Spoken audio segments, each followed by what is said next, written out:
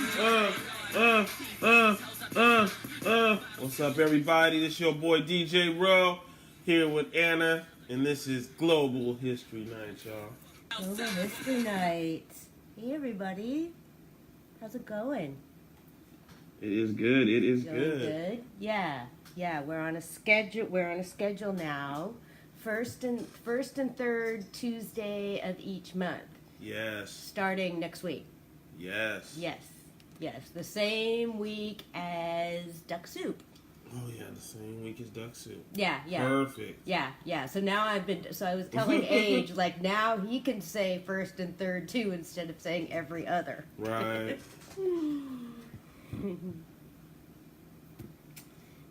So, okay. I don't know. People might remember that last Global History Night, we had some excitement when I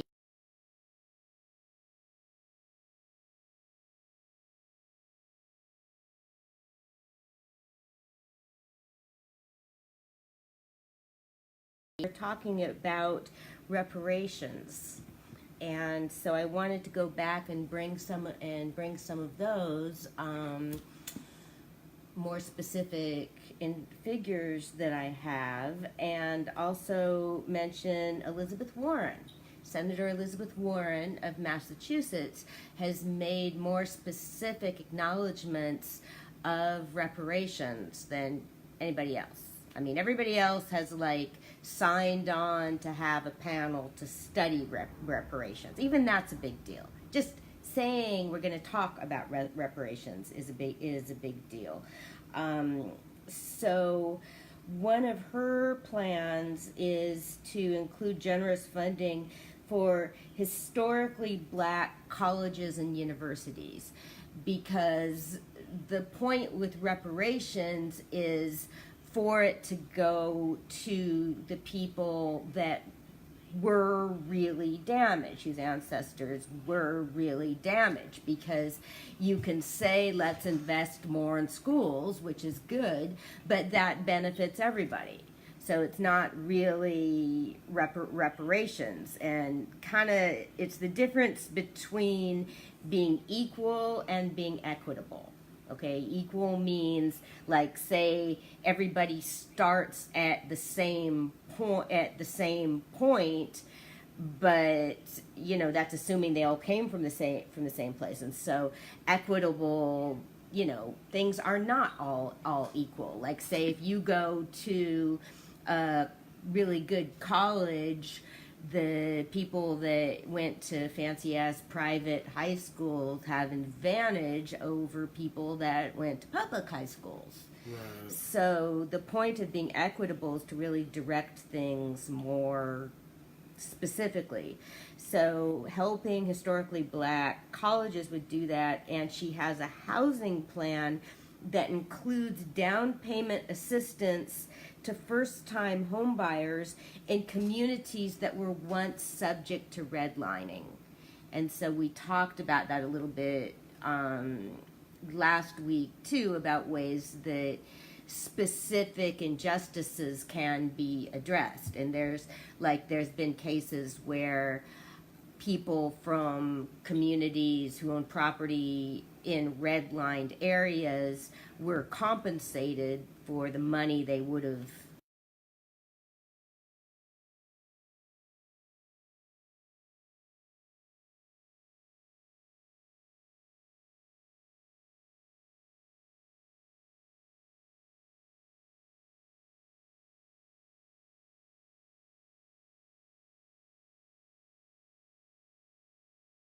um, 40 acres and a mule was set up by Abraham Lincoln, but a year after his assassination, President Andrew Johnson reversed it.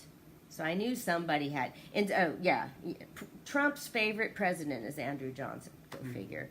And so it's been calculated that if we were going to go back and try and do reparations for that, that would be $80,000 for every eligible American.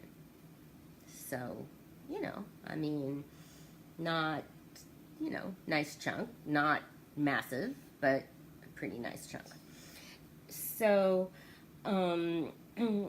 the bill would authorize $12 million to set up the study commission. So there we go. That's already $12 million to set up a commission to study something. So, okay.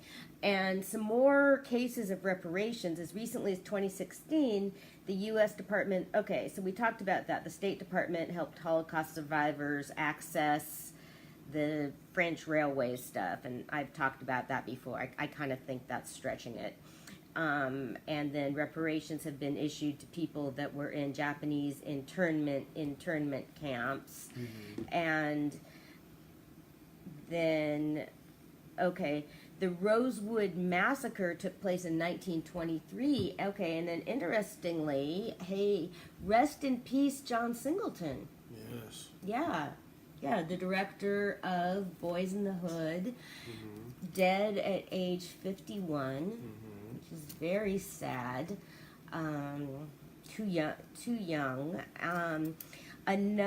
He also directed a film called Rosewood.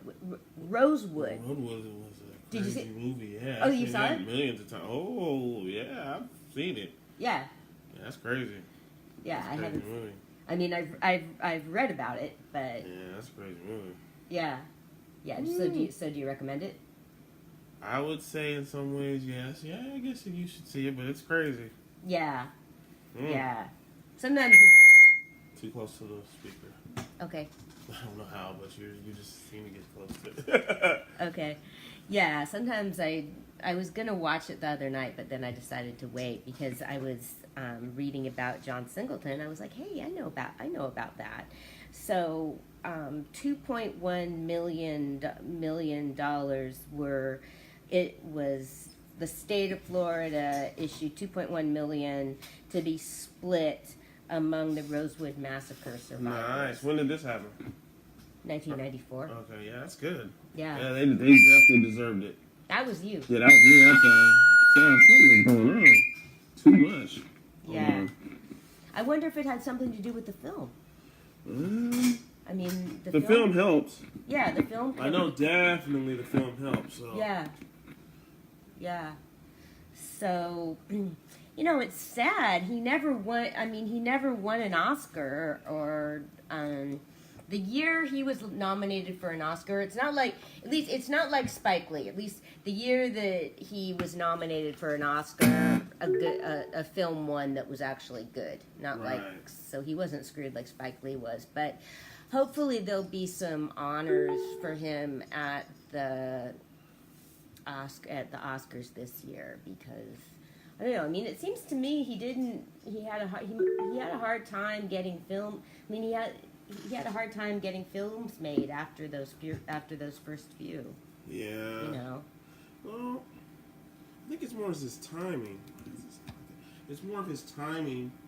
I mean, he was more popular in the 90s, and I mean. After a while, things change, movies change. Because they don't even have movies like Boys in the Hood no more. Yeah. Because, I mean, when it was, well, maybe he didn't change, or maybe people wanted him to keep doing the same thing, because that happens too. Right. So, okay, rest in peace, John Singleton. Yeah. Very, very sad. Okay, so moving on over to some of the people that we like to talk about.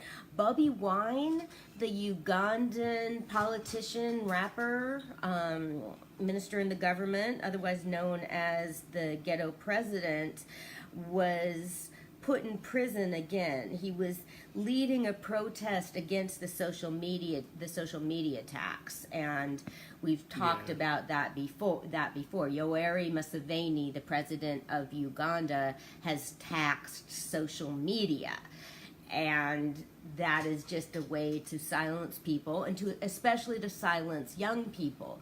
Uganda is another country with an ancient president where God, he's like in his 90s. He's like 80, almost 90, and they just amended the Constitution so he could run again.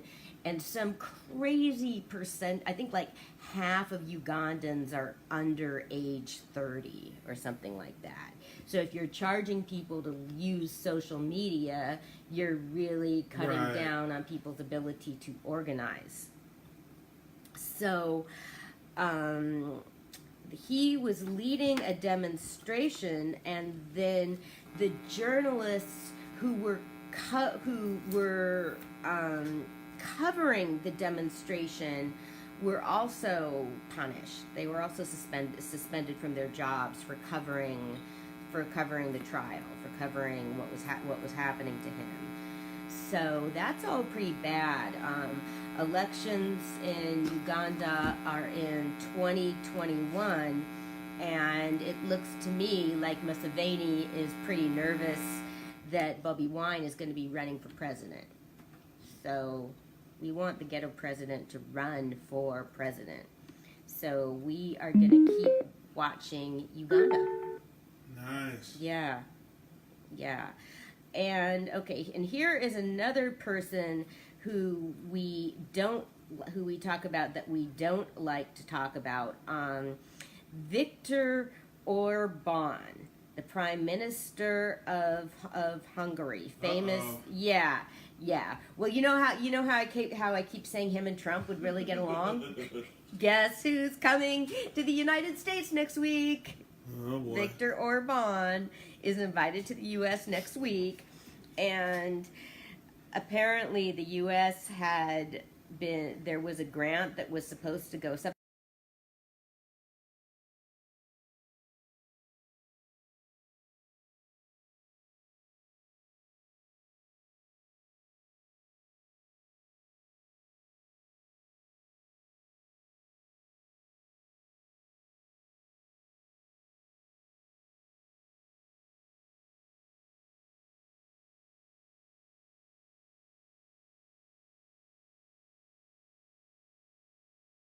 an Aryan race and all that, like, yeah, we want our Hungarian women knocked up. Nasty. But so far as media freedom, Ethiopia is doing a lot better. There's no longer any imprisoned journalists in Ethiopia. And and it was a country that was infamous for lack of press freedom. So Ethiopia was chosen to host World Press Freedom Day next month.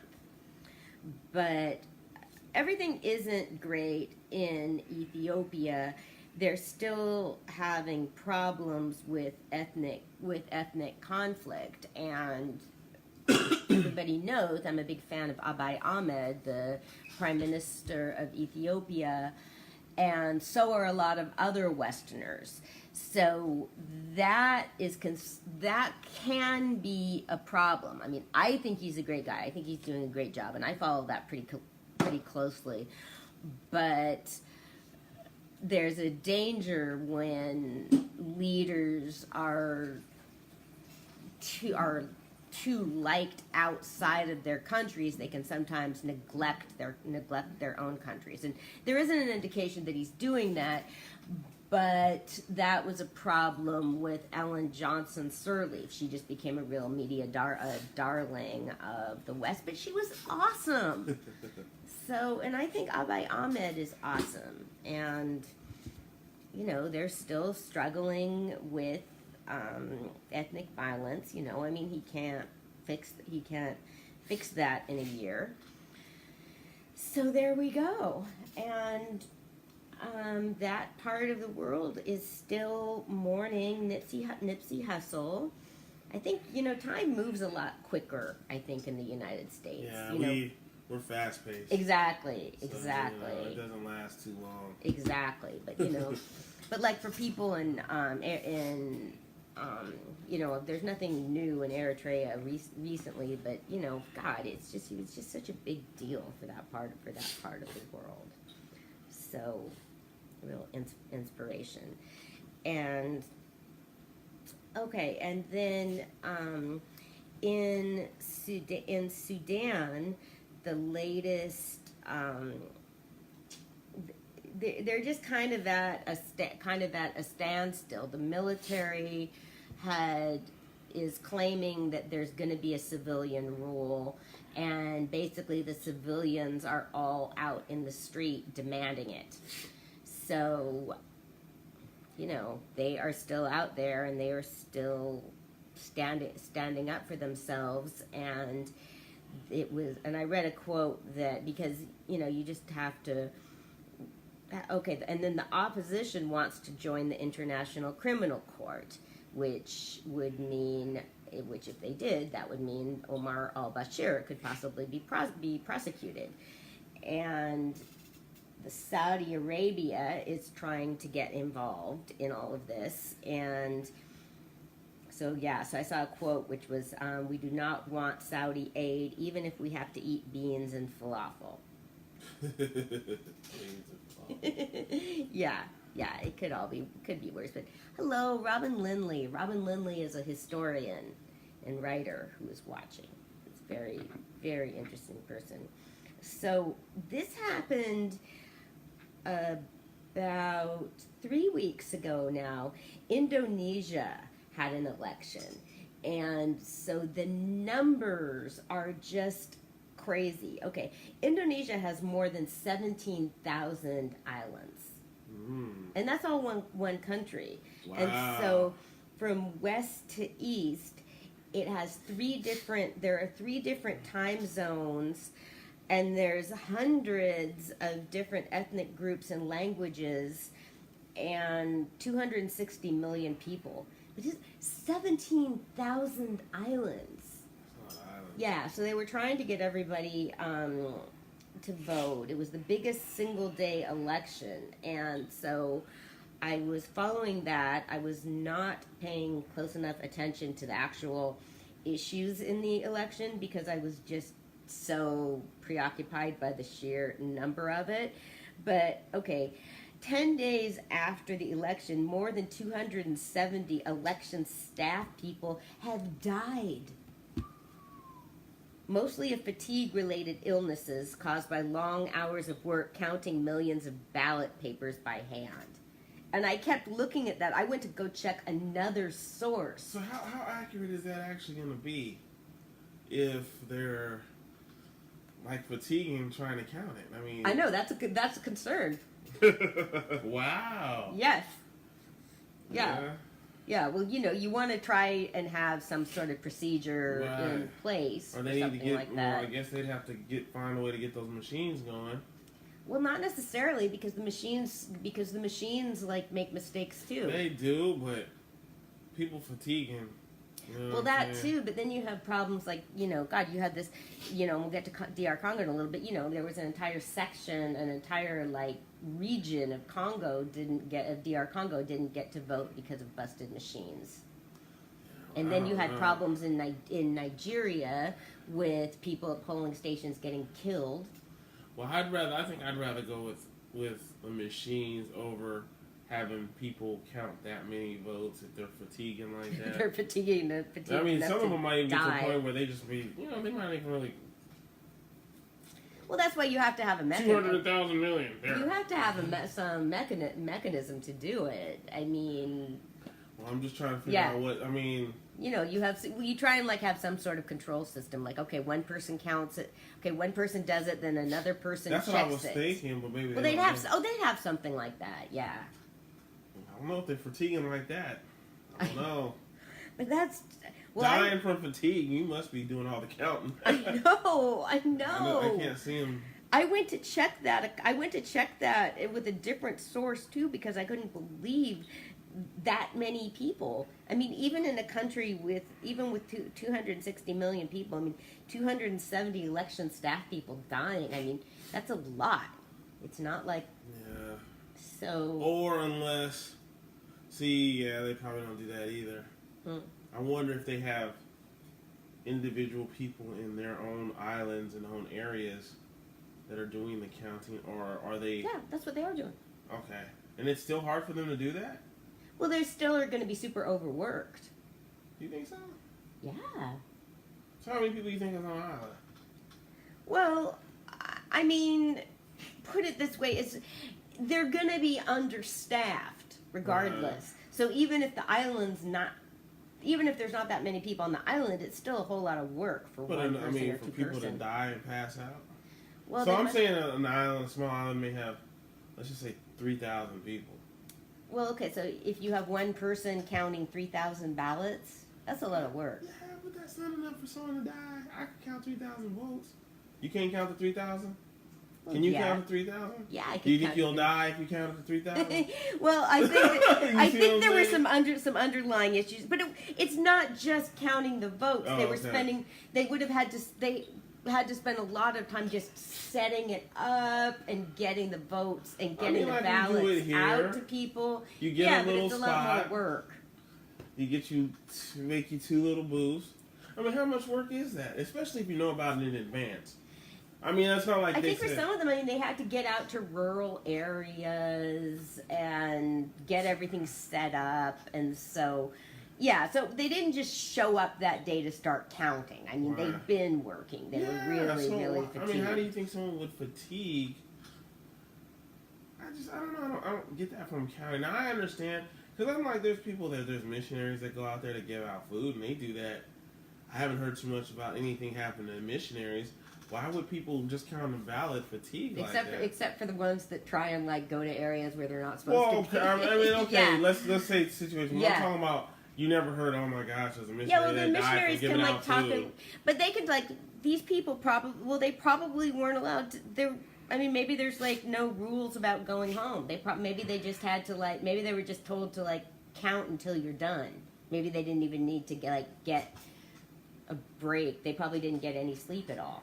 That could have been. I know, but if you're possible. on a small island with 3,000 people, how hard is that? I think I could count. I could spend a whole day, 10 hours counting 3,000. I mean, 3,000 people, 4,000, 5,000 people. That's not that hard. I don't know. Now, millions, I can understand it, but that just raises questions of how can that be worked? If people are dying from counting fatigue, that means because they must have been working for weeks. Because you don't just, they would have had to. I know I keep saying this, but you have to set up the whole. You have to set up the whole system. So you think they had one person counting for a whole week? Well, they would have been setting it all up. Right. I'm not going against. I know what you're saying, but I'm just trying to think of how you can die from counting ballots. Well, if you haven't slept for weeks. So it must have been weeks and weeks. So you think they had one person just counting for weeks and weeks? Well, no, it's that's just crazy. I know it is. I know it's crazy, but if one person, say if you've been awake for a week, I think it could have been people that were all. It was probably people that were already had health issues and then didn't go to the doctor because they were so busy. Right. Doing, because there's a whole bunch of things, say if somebody hasn't been able to get their insulin prescription refilled, right. Somebody could, I bet some of them were going into diabetic shock, or they had if somebody didn't get their blood pressure medication refilled. I know, but from counting ballots? But from staying awake, from not being able to go home, from being it was forced labor, I guess. Okay, yeah, that's just, I don't know, that's just weird. I know, but it's true. It happened. They sacrificed themselves. They sacrificed their fatigue-related illness caused by long hours of work counting millions of ballot papers by hand. So, say if you've been, counting for 24 hours and maybe you, didn't take your insulin or didn't take your medication or something. Stuff like that, I guess. It's not like you're... if you're a healthy person, you're not going to drop dead from doing that. But if you already have, some pre-existing conditions, that could do it. Man. Wow. Yeah. Okay. Yeah, they sacrificed. That's a crazy one right there. Sacrifice for democracy. Damn. So yeah, so I will definitely check up on that before our next show, so we can get a little bit more information. And okay, so speaking of elections, there is still stuff going on in the Democratic Republic of Congo. So we have been following that ever since we started doing this show. And okay, so the opposition leader was Martin Fayulu, and the current president is Felix Tshisekedi, and it's believed that it was thought that Fayulu was ahead, but then he was ahead, but then it's kind of pretty much assumed or surmised that Felix Tshisekedi struck a deal with former President Joseph Kabila. And Fayulu is not, and we were just talking about entire areas of the Democratic Republic of Congo that were not able to vote because of busted machines. And some of those were areas where Fayulu was popular. Yeah. And so he is, so anyway, Fayulu is claiming that the election was rigged, and is rallying his supporters to call for the removal of Tshisekedi. So another thing, so I don't know, man. That could be good or bad, or it's kind of both, because it does look like it was crooked, but sadly, I'm not too sure. But he doesn't have a great chance of doing anything about it. Tshisekedi, and this is interesting, pardoned 700 political prisoners. And can you believe some of these people were just in jail for criticizing the government? Wow. That was it. And so he pardoned them, and this past week, some of them were released. But, okay, emphasis on some of them, because we keep saying that they've been pardoned, but until they've been released, that does not count for much. I mean, it counts, but, not whatever. Not till the jail door hits you on the way out. Are you out? And the ISIL has just claimed their first attack in the Democratic Republic of Congo, so they're getting a hold there, and they just hit a record number of Ebola cases. And another person that we've spoken about with the Democratic Republic of Congo is Moise Katumbi, who is a leader in the southern part of the Democratic Republic of Congo. And that area is where Katanga is. That's where a lot of the mines are. And it's always been a real tricky area. And so he has been accused of hiring mercenaries, paid soldiers, and the prosecutors just dropped an investigation into that. So that means that he could be able to come back to DR Congo after 3 years of exile. And there is a theory that Katumbi was also involved in the deal between Kabila and Tshisekedi. And because he was, so that's one of the theories. So, okay, we are going to take a little break now. I have some new music,